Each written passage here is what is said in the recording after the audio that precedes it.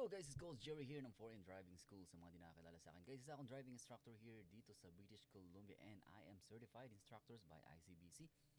And today I'm gonna show you kung ano yung mga common sign na makikita mo kapag nag-drive ka na rito sa Canada or sa British Columbia or Calgary or anywhere in Canada, guys. Makikita mo tong sign na to. Ito yung mga common traffic sign na i-encounter mo during your exam as well. Kaya kung bago ka pa lang dito sa Canada, you're from Philippines and balak mo magkaroon ng lisensya here in Canada, or you're just passed your knowledge test at gusto mo matutunan and preparing yourself para sa darating na exam mo, and then you better finish this video, guys. Excuse me po. Ay, grabe naman yun. Maulan kasi ngayong araw na to. First, discuss natin to yung tatlo na to. So, meron tayong tatlong sign dito, which is yung stop sign, meron tayong four-way stop, and meron tayong yield sign on the right. Okay, so unahin natin yung yield sign para mas maintindihan mo. Yung yield sign, commonly nakikita ito sa traffic intersections at sa roundabout. Doon yan halos makikita. And most of the time, yung yield sign is turning right. Meron ding left side, pero commonly is nasa right side siya. Hope nakakugets mo siya, ha? Kung di ka nakakasunod, and then comment down below lang kung meron kang questions. Of course, ano ba yung meaning ng yield? Yield, it means mag-giveaway tayo, or in Tagalog, magbibigay tayo. Saan tayo magbibigay? Kung sino yung may right of way. Right of way. Ano ba yung sabihin ng right of way? Siya yung may karapatan, or siya yung mas priority. Kumbaga, kung na-aksidente kayo, doon binabase kung sinong may fault. Whoever has the right of way, siya yung mas lessen na hindi niya magiging fault yun. Kasi nga, right of way niya, kung tawagin, siya yung may priority. Kumbaga, VIP treatment siya kapag right of way. Gets mo yung ibig sabihin ng right of way? Kung hindi naman, pwede mo tanong sa akin yan, or you can Google it as well para mas madali sa'yo, or ChatGPT. And then for yield sign, okay, saan tayo nag-giveaway? Ano nga ba itong yield sign na to? So, let's demonstrate yung yield sign natin. Let's do paint. Guys, pasensya na, hindi kasi ako ganong magaling mag-paint, but I'll try my best para mas madali mo siya maintindihan. Normally, ang yield sign natin is, let's say, sinabi ko sa inyo guys, traffic light, di ba? So, usually, meron niya siya parang triangle island dito. And then, meron niya ditong crosswalk. Okay, and then, meron niya line from here. And then, meron siyang line dito, solid line, and then broken line. Okay. Again, pagpasensya nyo ng drawing ko, I'm not an architect, hindi talaga magaling mag-drawing. Nagpapadrawing na ako nung college days ko in architecture subject.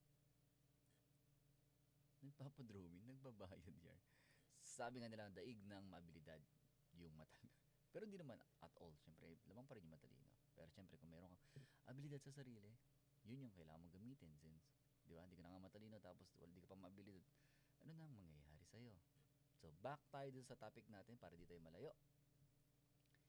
And of course, ito yung parang intersection, guys. Yan yun. So, ganyan siya. Yan. And then, may traffic light dyan dito. Okay. May traffic light dyan. Okay. So, pag mag-yield tayo, ito yung yield sign again, ha? So, remember, ito yung yield sign. Ito yung car natin. Magagaling yan dito sa right side. And you are turning over here. So, pag may yield sign tayo, una natin tinitingnan is kung may magkakross na pedestrian from the crosswalk. So, yun yung ni-yield natin or nagigiboy tayo dyan kung meron. And then, if meron, then we have to stop before the crosswalk. Dito tayo mag-i-stop. And kung wala naman, ignore mo na yung crosswalk, guys. Dito ka na mag-stop kung kailangan. Okay? Again, kung walang pedestrian, pwede kang dito na mag-stop. And next, ang yield sign, ang sabi sa yield sign is you only stop kung merong car na parating na papunta dun sa lane natin, which is yung lane natin is start ng broken line, which is dito. Kasi ito is dead end yan. Wala kayong pupuntahan kundi itong lang lane na to. Sino ba yung mga napunta sa lane na yan? Okay? First thing na pupunta sa lane dyan is yung galing dito sa side na to, which is your left side. Yung pumupunta dyan. There you go. And then, next na pwedeng pumunta dyan is yung nasa top natin. Yan naman yung pupunta dito. So, yan yung tinitingnan natin kapag nag-yield sign tayo. So, paano mo siya makikita? And then, you have to slow down. You slow your car, but you don't have to stop. Remember, you don't have to stop kung clear yan. Kung wala itong dalawa na to. Wala yung dalawa na yan na pupunta dyan sa lane na pupuntahan mo. And then, you don't have to stop. But you still required to slow down para ma-scan mo siyang mabuti. Ahead of time, mag-scan ka na.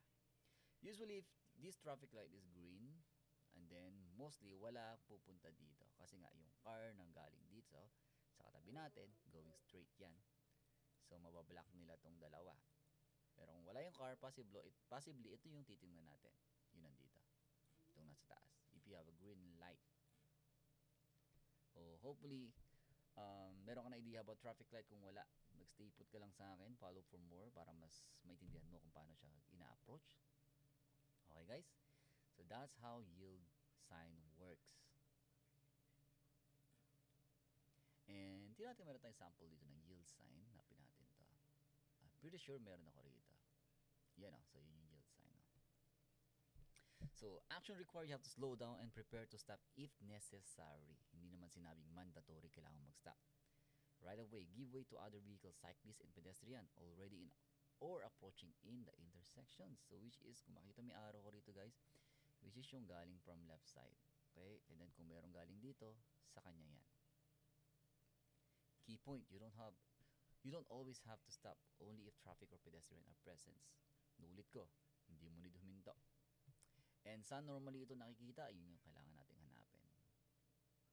Meron yan, guys. Yield sign. Oh, ba't napapakanta si Coach? Coach. There you go. So, roundabout, ito yung mga yield sign niya.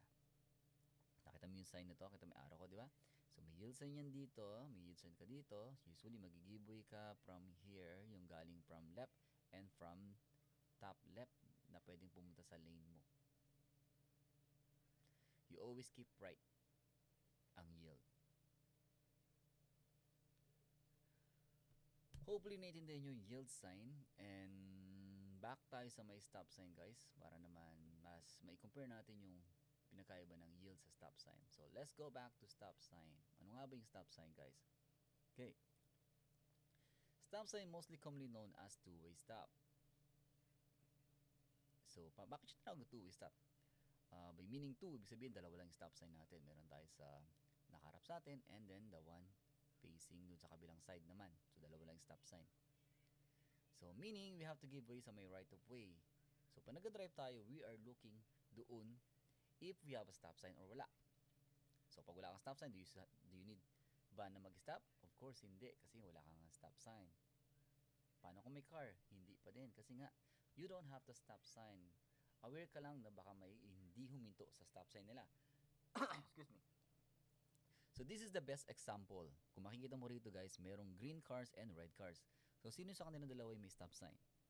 Siyempre, walang sasagot sa akin, di ba? Kasi ako lang yung nagdo-demo dito. So, yung red, yung may stop sign. So, yung green, wala siyang stop sign. So, hindi niya need mag-stop para sa red. Yung red, dapat mag-stop siya for green. So, kailangan makaalis muna tong green bago makaalis yung red. Either mag-right siya or mag-left or mag-cross siya dun sa kabila. Kailangan maalis muna yung walang stop sign, which is yung green. Kung may car naman sa right side mo, hindi natin nakikita no? Next time, maglagay tayo ng car dito. So, kung may car na paparating dyan, magigiveaway ka pa rin dyan. Okay? Naintindihan mo ba yung stop sign? And then, pag sinabing stop sign, you are required to fully stop. Paano malalaman kung naka-full stop ka?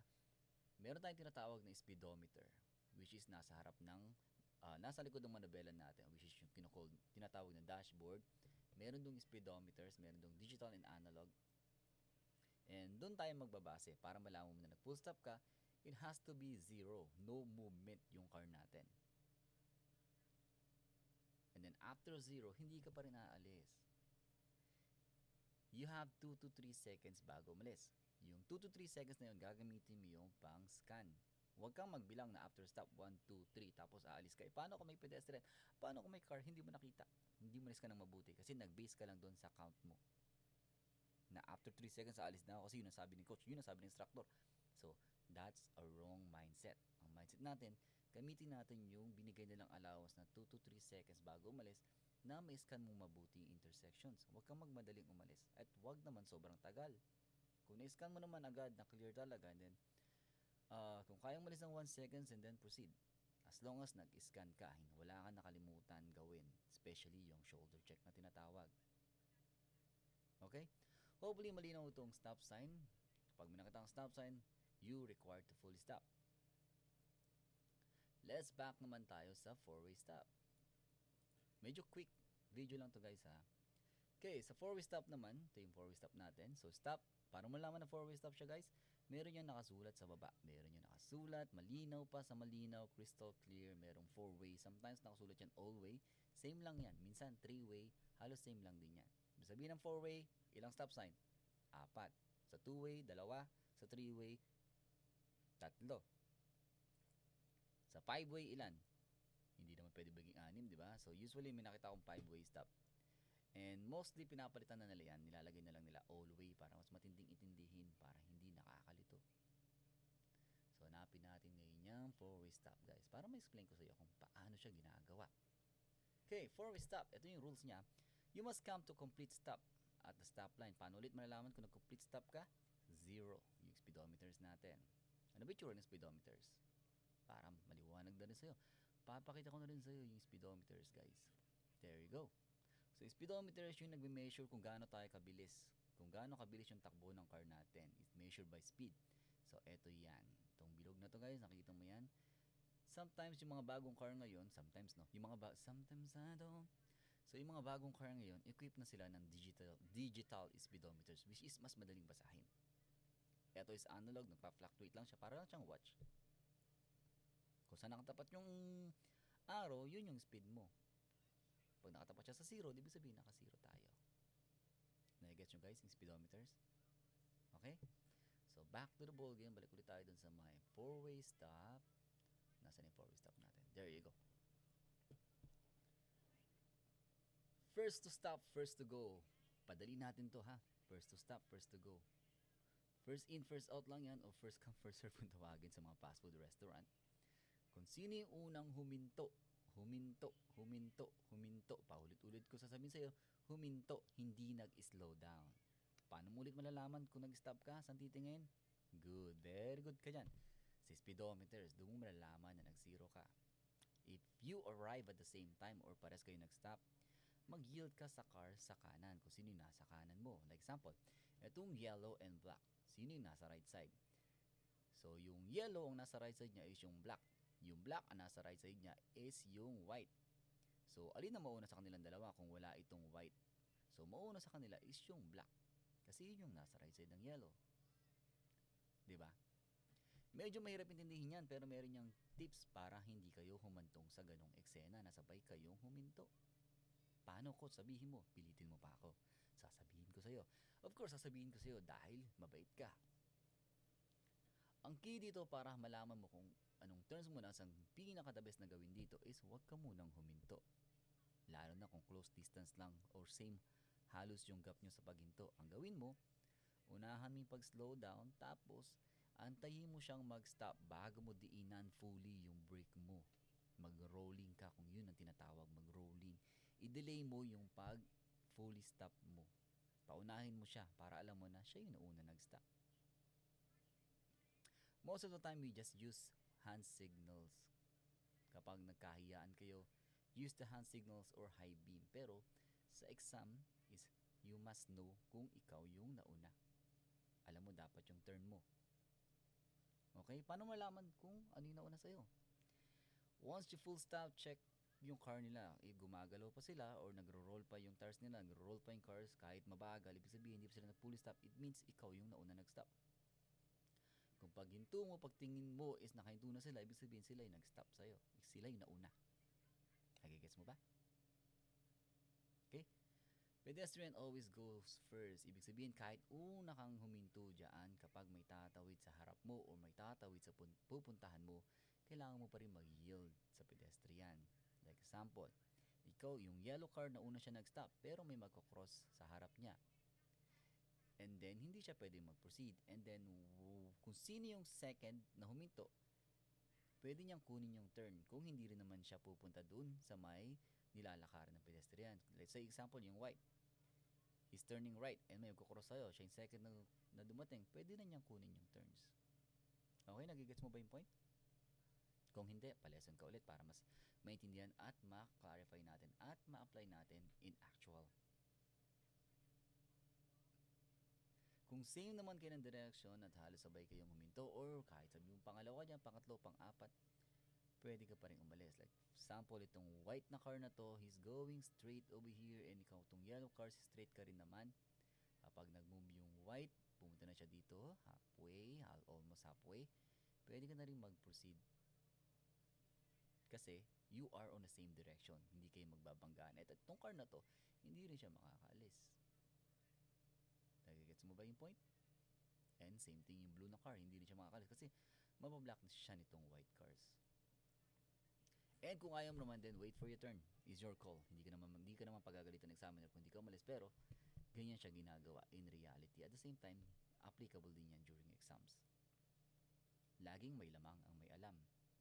Kung alam yung ginagawa mo, of course, hindi ka magkakamali during your exam. So that's how four-way stop works. Huwag ka lang dyan mainip.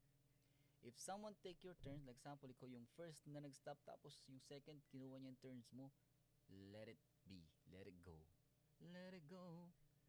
Huwag ka na makipagtalo. Saglit lang naman, ilang seconds lang mawawala sa buhay mo. Hindi yan kawalan para sa'yo. Makakaalis at makakaalis ka pa din. Kesa naman, minute pa yung ulo mo hanggang pag-uwi, dala-dala mo yan. So hopefully may mga natutunan kayo sa araw na to based on the traffic sign na makikita natin kapag nag-drive tayo dito guys sa Canada. Ako nga pala ulit si Coach Jerry ng Foreign Driving Schools. If you need any help, let me know. 236-883-8689. And probably I'm gonna upload the full videos in my YouTube, Coach Jerry 29. Hanapin nyo lang po guys sa YouTube. Makikita nyo po ako doon.